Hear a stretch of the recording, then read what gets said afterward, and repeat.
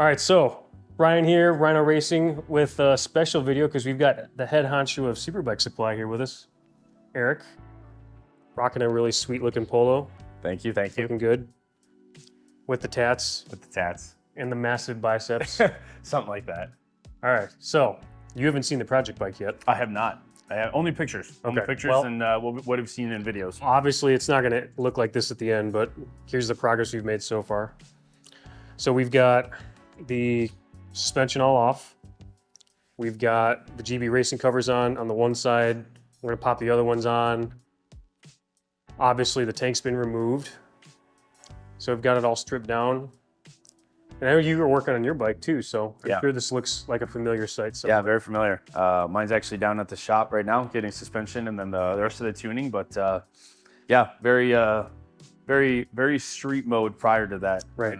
I love your ABS unit and then your spike window, nuts. Right. Well, and, I mean, look at these awesome race tires. Yeah, I would say those are wet weather tires, but that's not going to do you any good either. So. Right. So. No, it's exciting to see. Excited to see, obviously where the partnership can take us, where, where the next steps for this bike, from suspension to engine performance, obviously controls, rear sets, things of that nature. It's going to be exciting to see where this bike goes. Yeah. We're going to get majority of whatever we can, like we said, from good old Superbike Supply. Absolutely. Right there. It's exciting. Yeah, so as you can see, we've got, so I was showing Eric before, like, here's the remnants of our ABS unit and the control module and everything. And then we've got a few parts in, and actually we'll spin over and through. Obviously we haven't put them on yet, but I'm excited to get this thing on. Oh yeah. Hellmaster. Absolutely. The best of the best. Right. Excited to see, they just released their, I sent you that the other day, but they just released their new lineup for 2024. All their billet components. So. Yeah. Billet one looks sick. So, what I like, it's a master, but it feels quality. It's got a nice build quality to it. Yeah. It's simple, it's sleek. So I'm excited to try it. It works great. Yeah, because you had it on your Daytona, right? I did. Yeah, it was that was the first master that I put on after I yard sailed it. And Daryl, shout out to Daryl. Obviously the creator of Superbike Supply back in 2017, but he hooked me up with a Hellmaster and kind of been using it ever since. So probably stick with that from here on out. And obviously we sell it on the site. So, sell quality performance parts. Right. Well, and I was surprised, like I told you when you told me that, I knew Hell made brake lines. I didn't realize they made masters, but they're big in BSB and over in Europe. They have an 18-year partnership with BSB. So it's been kind of their primary go-to, obviously, for the lines portion of it for many, many years now. When I did check, and they are homologated for MotoAmerica. Perfect. So I'm excited about that. Yeah, things are coming together slowly, but surely. As we were saying, we were talking a little bit before, the season's going to be upon us before we know it.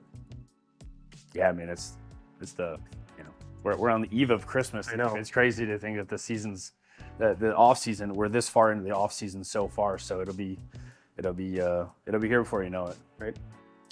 Yeah, so what I think we're going to do, we're going to sit down with Eric a bit and kind of just do some Q&A, get to know Eric and Superbike Supply. Like I said, we're going to get to know Eric, superbikesupply.com, the head honcho, El Jefe, big guy.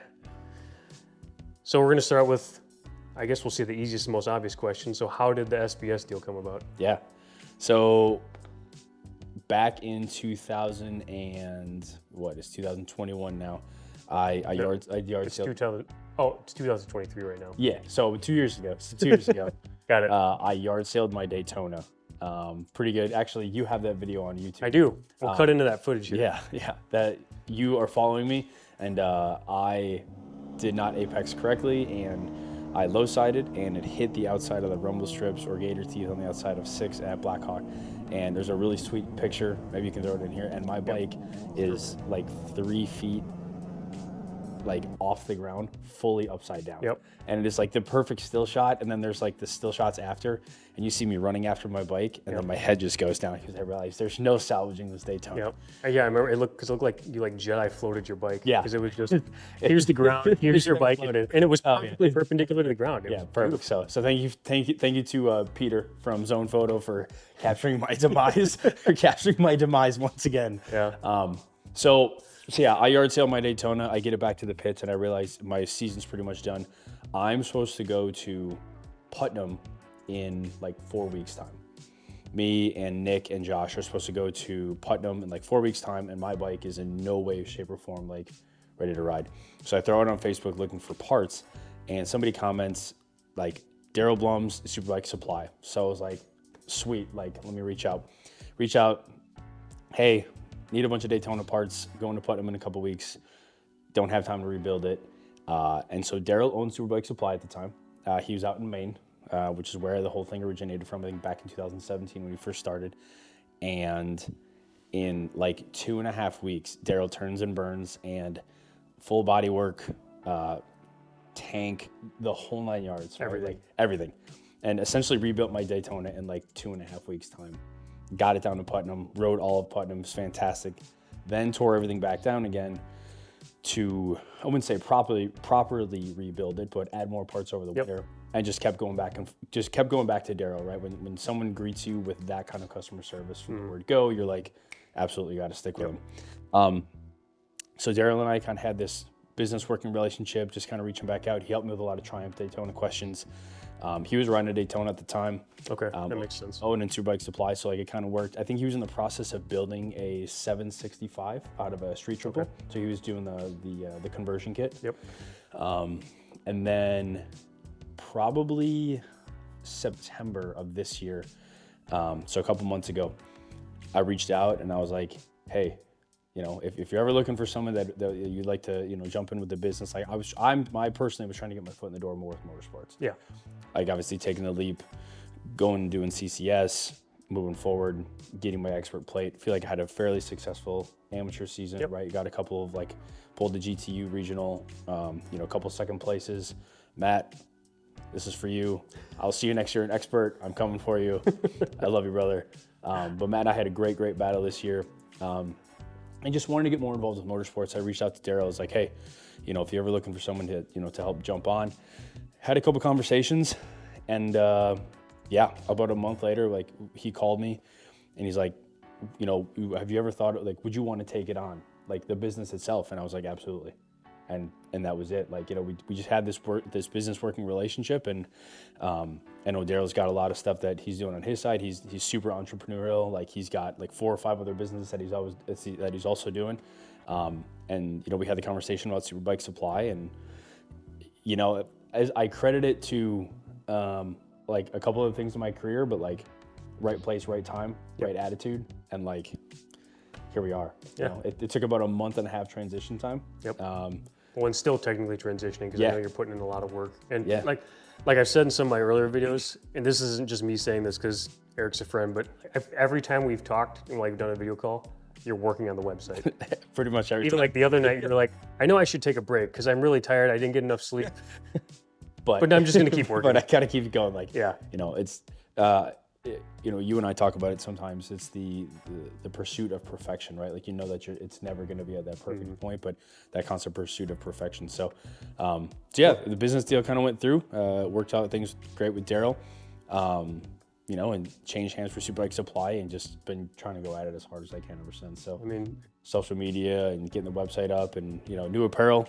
So we just got sweatshirts dropped in yesterday, t-shirts. Just slightly busy with things. Yeah, slightly busy. Just a couple things going on. And doing my day-to-day job as well. So just trying to balance all that at the same time. So well, yeah, because I remember how we were saying, you know, it's good to know when you should take a break, but we're both of the same mindset of like, if I have free time, my mind automatically goes to, well, no, I could be doing A, I could be doing B, I could be doing C, I could be making another list of lists. Exactly. Make a list. Getting stuff done.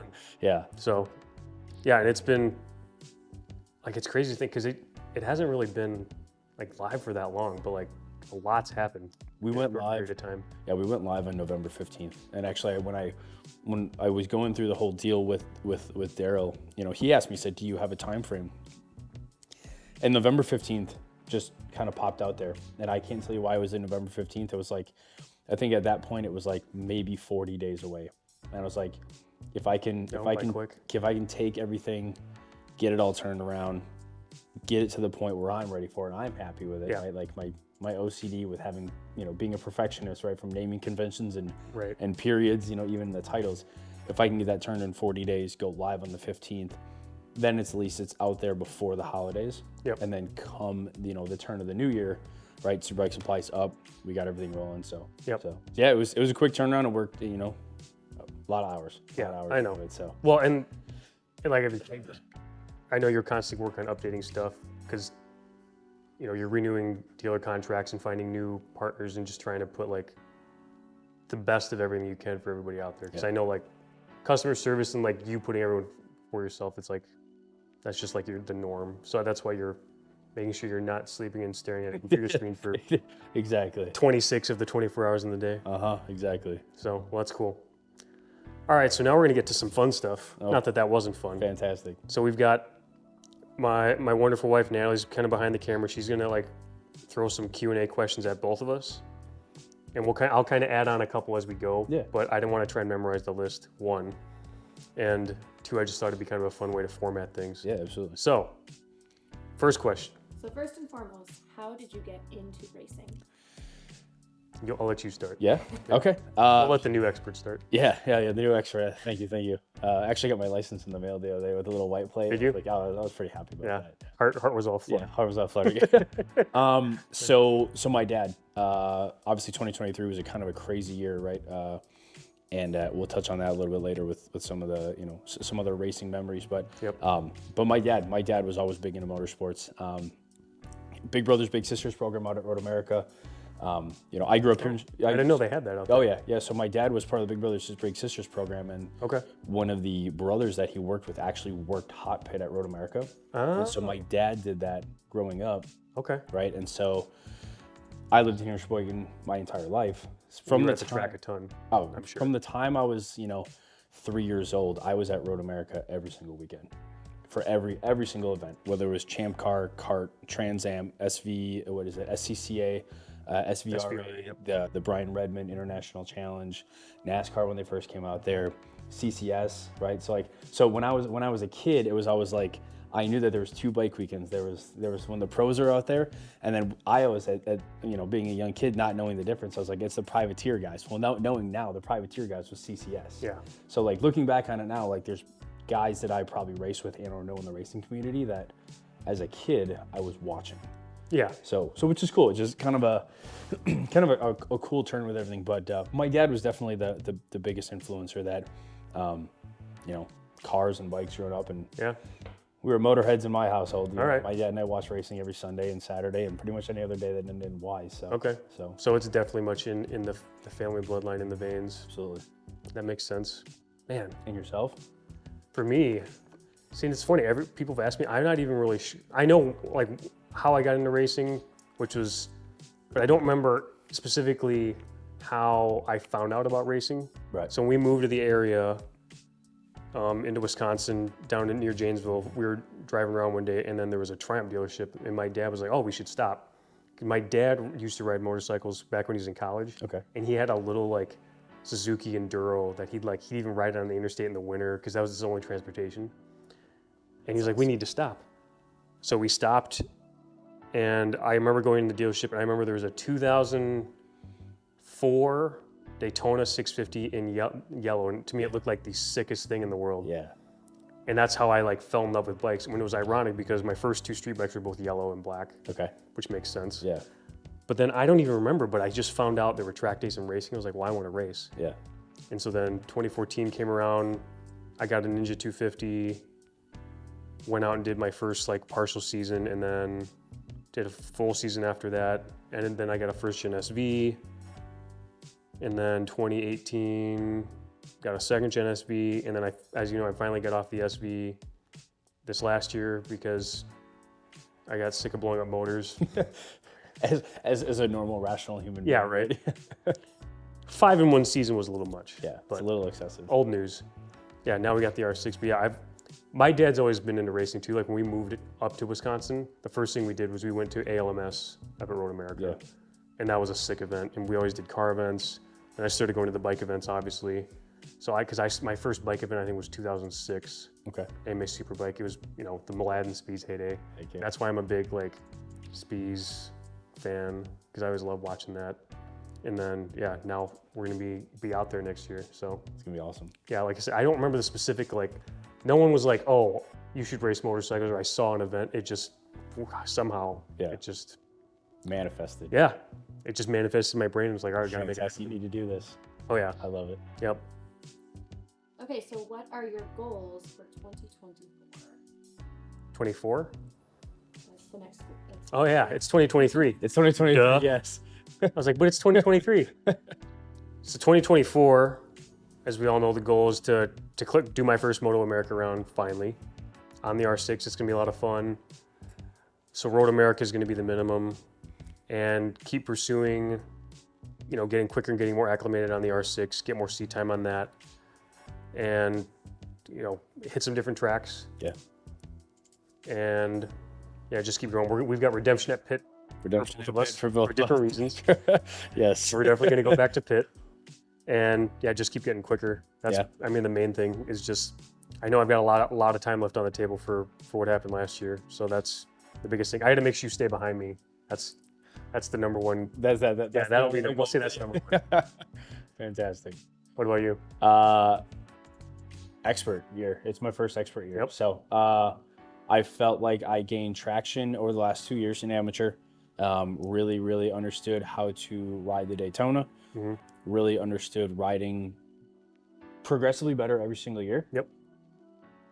The year of 2024 is me back to being a very, very, very small fish in a very, very, very big pond. Sure. So really understanding expert pace. Yep. And being able to hold that pace, right?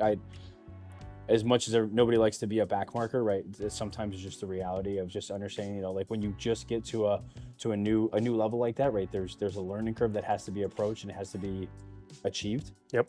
So I think just going out there in the expert field and not allowing myself to be a back marker, but to be competitive, right? Okay. Like the goal would be just be go out in expert and be competitive within that group of expert riders. And just show that I have the white plate's there, but the white plate's not just a formality of meeting Yeah. the points. It's like there's a You're here and you belong. yep, you work. absolutely. So I totally get that. I think that, and as well as obviously transitioning from the Daytona to an R6 for myself, right? In 2000, I bought that 14 R6.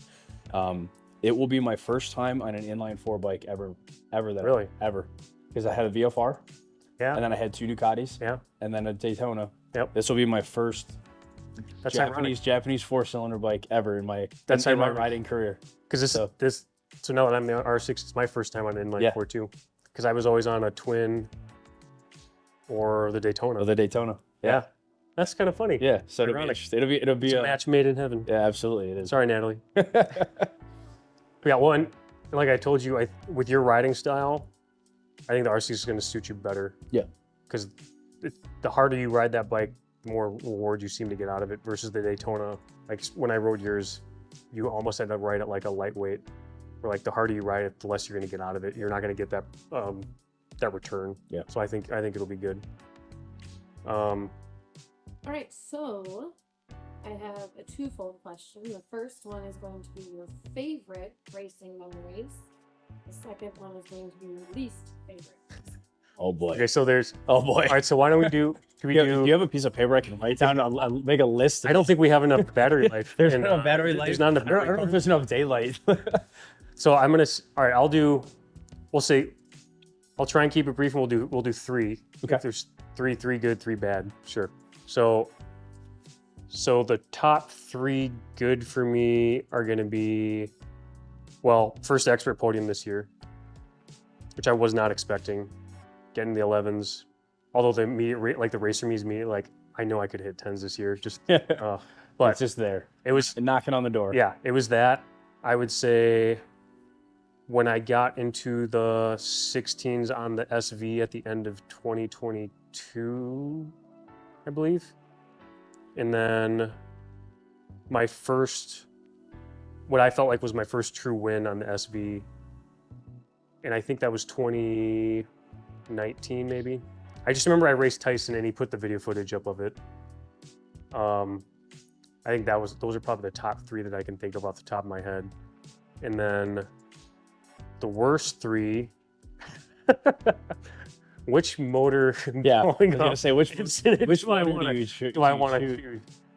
Okay, so I'll say when the backup motor blew at Czars on Monday last year. right before the motoamerica event. Because when the motor blew the next day, I just like, I don't even care now. It just doesn't matter. Of course, this would happen. I would say, well, when the motor blew this year on the R6 in the September round, and then probably when my bike got ran over at Road America in 2018. And I think I've told you this. Yeah. Erica, I went out of the carousel through the chicane. When I flipped right, I was going super slow. The rear kicked, and fortunately it didn't high side me. That's a super common spot to high side. The rear just slid out. Super easy, a little low side because you're going so slow. Yeah, there. no issues. Nothing was wrong with the bike. You could you could just pick it back up and keep going. Yeah, just per the rules, they said you weren't allowed to. Yeah. So I shut the bike off, walked away. Just looking at my gear, everything's all good. I've got my back to the bike, and all of a sudden I hear a big bang, just huge smack. Turn around, there's parts flying everywhere. It just looked like a bomb went off, and someone on an R1 M target fixated on the bike because it was on the edge of the track, way down at the end of the rumble strip, and he launched himself over it. And if any of you have been to Road America, the bike was on the end of the candy stripe. By the time he landed and stopped sliding, his body was at the corner worker station exiting the bike bend. He was fine. His bike got obliterated. My bike got obliterated. I'll have to cut in a couple pictures of that.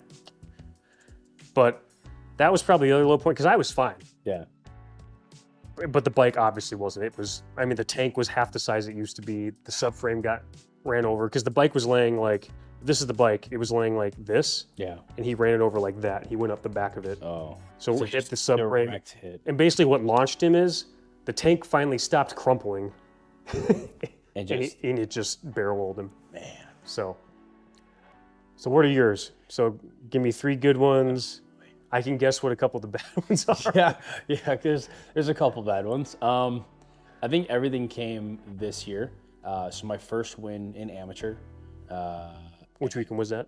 Autobahn in the snow. Okay. In the snow. Oh, it was snow. that Autobahn. So Ooh. not a lot of people know because it was so cold and there was virtually nobody at the racetrack. I started the race and I went into 1 into 2 at Autobahn. It was Autobahn North. Autobahn North. Okay. Yeah, sorry. So we're at Autobahn North.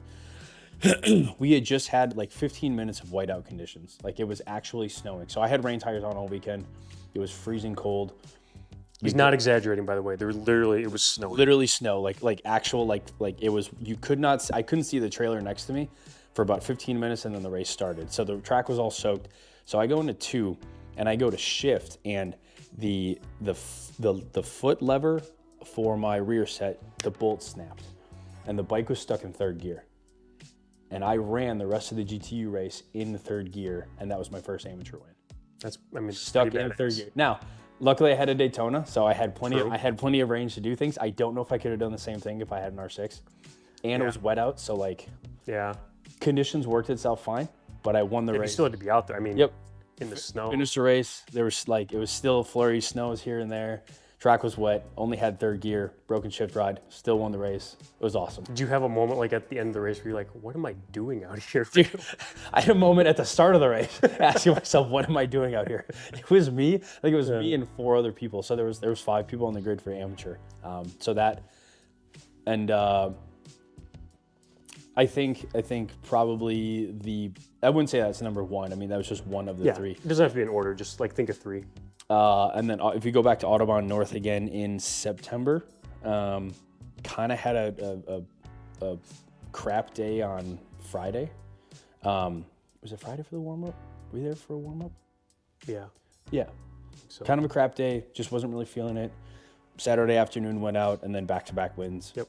Didn't ran up into the backside of the expert category. Yep. Felt really good, was like chasing down some experts, felt really, really, really comfortable with my Daytona.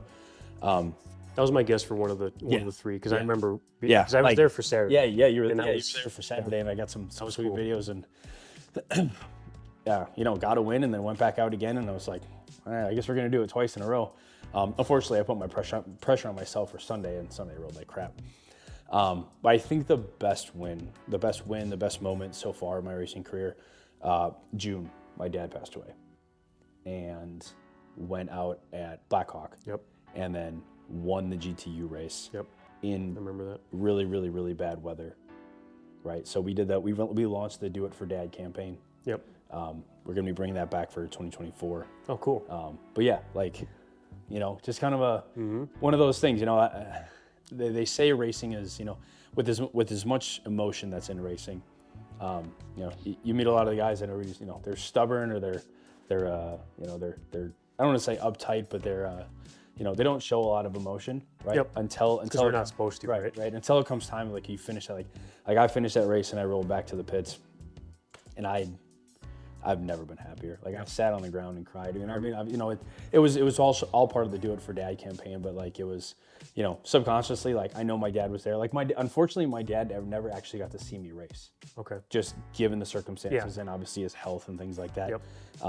He repped the team shirt. I brought him a team shirt like 2 weekends beforehand, so he had a team shirt.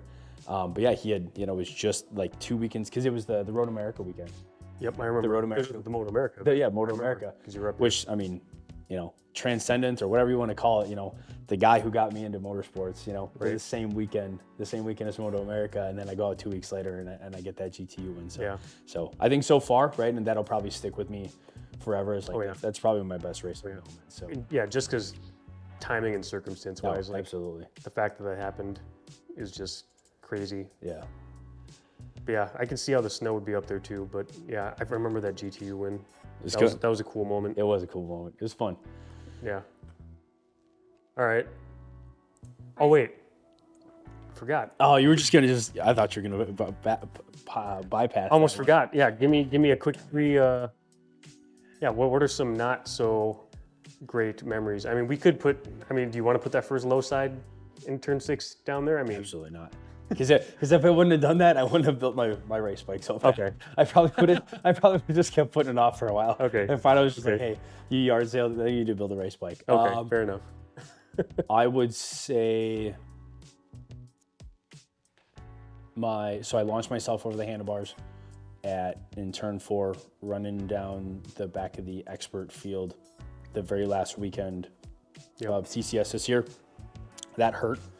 There wasn't like no bike damage, but that one physically hurt. I've never been chucked over the handlebars that hard. That's definitely not number one. I mean, to be honest, I probably only have 2 because I know that crashing is going to be part of it. That's the second one. The first one for sure is getting rear-ended at Pittsburgh. That was, by and large, as we were talking earlier, 10 out of 9, I would not recommend that ever. That hurt like hell. It looked like it did. Brand new suit, ripped my new suit. The guy who hit me, it was a racing incident. We were both pretty messed up. Both bikes were pretty messed up. Yep. Ripped the wheel. I mean, I'll shoot you a picture of that. You can throw that into. I mean, it took the outside of the wheel and tore the metal in all the way down to the center of the hub. It's still sitting in my garage. I'm waiting to make a clock out of it so I can remind myself not to do that ever again. Well, no, there's no half measures for you. Yeah, so. yeah. We're either going to do it or we're not. Yeah. However, right, so, you want to, we talk about the extremes in racing. You go from the highest of highs and the lowest of lows back to the highest of highs. The day prior, I had finished, there was that morning prior, it was the huge field for I think it was the Super Sport race at Pitt. And there was 20-something amateurs and 30-something experts. and I didn't finish at the back of the field. Like, and I figured, you know, this is a combined CCS Azra, but there's gonna be tons of dudes there. I think I finished like 7th in the amateur I know you're in top 10. which was huge for me. Like, I felt great about that. Yeah. I mean, I finished 7th in amateur and then within the back of the experts. So highest of highs, right? And then I get rear-ended, get hit pretty hard. And then between you and the guys at Turn 1, Joe, Wyatt, all those guys, Steve Pauls, Natalie, we rebuilt the bike. And then I raced an hour and a half later and took like 6th or 7th again in the same race, right? Like I was hurting, and I was sore, but like again, you talk about these highest of highs and lowest of lows, like that's the epitome of racing right there. Like from, you know, top 10 to like, I definitely didn't think my bike was going to run again. Right.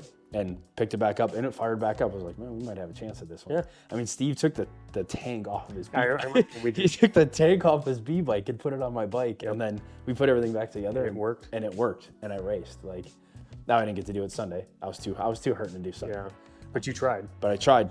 Well, all right, this is me a little bit on my soapbox, but this is why I think, and I've told people who, like, I know or work with that don't know anything about motorcycle racing, I simply just am like, if you came to a race, we're all psychopaths.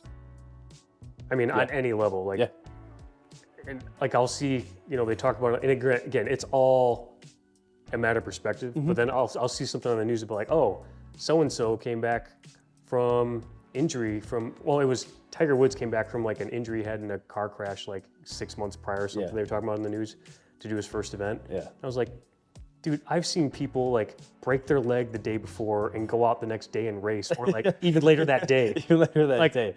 I'm like, that's just par for the course. It's just normal. Like, for the love like, of why would you do that? I'm like, we're just like, well, why wouldn't you? It's for the love of racing, man. Yeah. Like there's adrenaline's a hell of a drug. It is, you know, there's that, you know, I get kind of the same thing at work. I work in a very different setting versus motorsports. I mean, it's manufacturing, but it's, you know, I work in the office. So trying to get people to understand, you know, just the thrill of, you know, doing 150 miles an hour, right? Like, you know, on 2 wheels, and, you know, just riding in general, like just the feeling that you get from it, I can't explain it to, like, unless you've experienced it, it's really, really hard to explain to somebody who's never been in that position, figuratively and literally. I would agree. So. Yeah, because it's not even, because people just think, oh, you're an adrenaline junkie. It's not even that with racing. It's the competition, it's the camaraderie. Because I think especially, and I'm sure you probably agree, being around car racing as much as you've had, like the motorcycle racing paddock is way different than cars. It is. And I think part of it's just because we're inherently taking more risks, so everyone has a different level of like respect and like thought towards each other. Not that like car racers aren't like aren't disrespectful. Yeah. But I've talked to tons of people who've been in both paddocks where, like, for us, like if I'm racing you and you need a part, I'm gonna do whatever I can to get you out there. Yeah. When I've seen like in the car grids, they're like, oh, well, sucks to be that guy. Yeah. And they'll just go off and do their own thing, and they just won't care. I think you hit on the head with the word camaraderie. There's the, you know, the want and or the ability to help your opponents out. Right. Because I want you at your best. Yeah. And we also have to have that trust. Yeah. Like when I think that race that you guys helped me rebuild my Daytona with, I think Steve was in that race. Yeah. So he gave me his B bike tank. Yeah. So I could go out and compete against him in the same race. Yep. Right. Like that's exactly. That's the proving point for your argument right there. Now, I know Steve, right? You know. Well, yeah, he probably wouldn't give you his A bike. If he only had one bike, he probably wouldn't give you his tank. Probably true. However, though, you know, again, like, you know, he could have easily said, you know, I mean, he could have easily said, no, like that's set up, you know, like, well, what if something should happen and I need it, right? But, you know, immediately, like, without hesitation, he said, well, just take it off that bike and let's go, and we did. Well, and even to further that, I know I've seen instances where, like, say you didn't even know Steve, and if he had still offered, I wouldn't have been surprised. Right. Like, you could have just met him, like, walked, hey, do you have a spare tank? Right. And if he would have given to you, and the first time you met him, like, that's totally normal. Yeah. Totally normal. But I agree that's consistent throughout, like, the sport bike paddock. Yeah. And again, I think part of it is it's hard to explain, but then the only partial explanation I can come up with is part of it just since we all have that inherent higher risk. Yeah. We just have that like trust in each other more, and it's just that feeling is just like that camaraderie and the like family atmosphere. Like I don't think you get that anywhere else. Like I tell people even on track day weekends, it's like you're going camping with your friends and family, and racing is just like track riding is just a bonus. Yeah. It's just another fun thing you're doing while you're there. So I completely agree.